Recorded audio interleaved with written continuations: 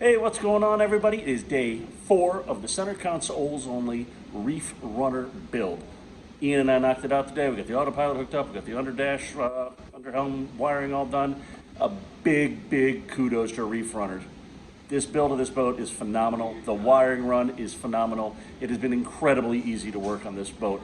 We are very thankful for that. So, let's go check out what we got going on here. All right, so everything's got together as it should here. We've got our dual card readers right there in front of the cup holders, our Axoim XL displays mounted in the acrylic for the nice clean glass helm look on there. Our RMK remote is off to the side right here. We've got our autopilot control and VHF.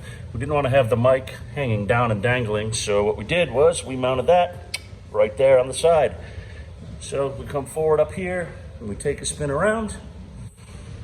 FLIR is all set up in the park position and patiently waiting for tomorrow morning. So that's it. About 5 a.m. tomorrow morning, we're going to go turn on all the lights, see how this boat looks, purge the autopilot steering, get out there, try and go find some birds, find some fish, see if we can put some blood on the deck. Stay tuned.